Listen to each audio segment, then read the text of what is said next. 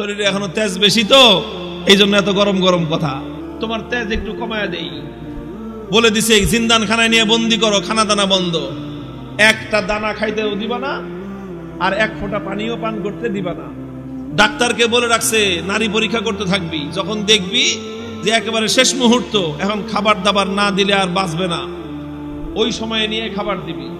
খাবারটা কি দিবি সেটাও ঠিক করে দিছে, বলছে যে মুসলমানদের ধর্মে যে জিনিস হারাম সেটা দিবি, শুয়োরের গোশত আর মদ মিশানো পানি। আল্লাহকে বললাম যে আল্লাহ তুমি পরীক্ষা করতেছো তোমার বান্দার, যে তোমার বান্দা তোমাকে, তোমার দ্বীনকে, তোমার রসুলকে, তোমার রসুলের আদর্শকে কতটা ভালোবাসে, তুমি এটা পরীক্ষা করতেছো। আর এই পরীক্ষা করার জন্য জীবন দিছো মাত্র কয়টা? একটা মাত্র জীবন দিছো। আর ওই একটা জীবন দিয়ে আল্লাহ তোমাকে কিভাবে দেখাবো যে আমি তোমাকে আর তোমার দ্বীনকে কতটা ভালোবাসি? তুমি আমাকে 1000 জীবন দান করতাম, একটা একটা করে জীবন তোমার জন্য উৎসর্গ করে তোমার বান্দা আব্দুল্লাহ বিন হুযাফা দুনিয়ার সামনে প্রমাণ করে দিত ঈমানদারের কাছে ঈমানের দাম কত বেশি। উলামায়ে কেরাম, আহলে হক, হকের ঝান্ডাবাহীরা যদি হকের উপর অটল আর মজবুত থাকে, আল্লাহর পক্ষ থেকে সাহায্য আসে, প্রতিপক্ষ মাথা নত করতে বাধ্য হয়। সাহাবী যুগের ছোট্ট একটা ঘটনার উদ্ধৃতি দিই। হযরতে আব্দুল্লাহ ইবনে হুযাফা রাদিয়াল্লাহু তাআলা আনহু, আল্লাহর নবীর একজন সাহাবী, তিনি এক যুদ্ধে নেতৃত্ব দিচ্ছিলেন একটা ছোট বাহিনী। ঘটনাচক্রে রোম সম্রাট সে ওই বাহিনীটাকে গ্রেফতার করে ফেলল। আল্লাহর নবীর সাহাবী আব্দুল্লাহ বিন হুযাফা রাদিয়াল্লাহু আনহু সহ প্রায় 50 জনের মুসলমানদের একটা কাফেলা বন্দী হয়ে গেল। এখন রোম সম্রাটের ইচ্ছা হলো মুসলমানের ঈমান পরীক্ষা করবে আর যে কোনো মূল্যে মুসলমানকে ইসলাম থেকে দূরে সরাবে।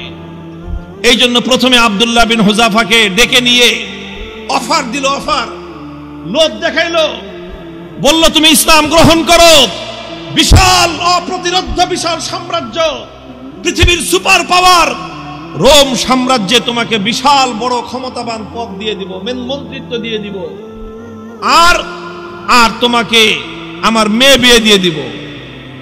পরবর্তীতে তুমি রাজবংশের নিয়ম অনুযায়ী দেখা যাবে তুমি সম্রাট হয়ে যেতে পারো, বিশাল এলাকার দায়িত্ব তোমাকে এখনই দিয়ে দিব, কিন্তু শর্ত হলো তোমাকে তোমার ধর্ম এবং আদর্শ ছাড়তে হবে।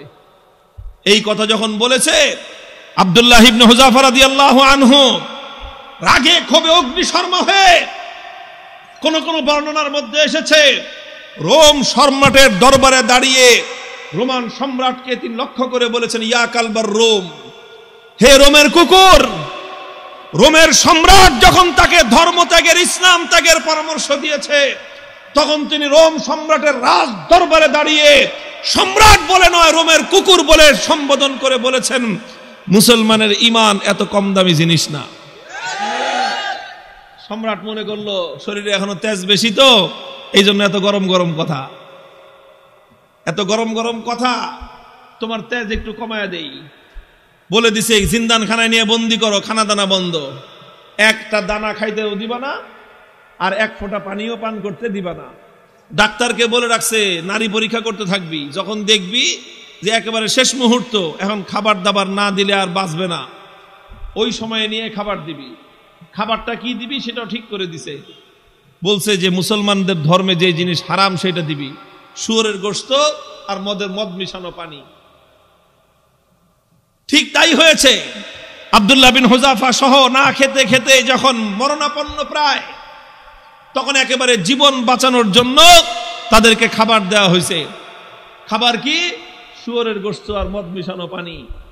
আব্দুল্লাহ বিন হুযাফা রাদিয়াল্লাহু আনহু চিন্তা করলেন, শরীয়তের মাসলা অনুযায়ী এই পরিবেশে জীবন বাঁচানোর জন্য সামান্য পরিমাণ শুয়োরের গোশত খাওয়া জায়েজ, জীবন বাঁচানোর জন্য। এটা তো আছে, ইল্লা ফামান ইসতুররা ফি মাখমাসাতিন গায়রা মুতাজানিফিল লিইসমিন ফাইন্নাল্লাহা গফুরুর রহিম।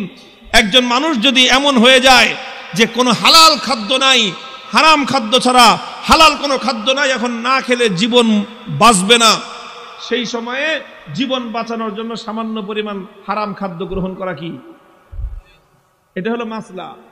কিন্তু উনি চিন্তা করলেন এখন তো শুধু হালাল হারামের প্রশ্ন না, এখন প্রশ্ন হলো মুসলমানের ঈমানের আত্মমর্যাদা বোধের প্রশ্ন। আজকে যদি আমি হারাম খাবার খাই তাহলে রোম সম্রাট বলবে দেখছি মুসলমান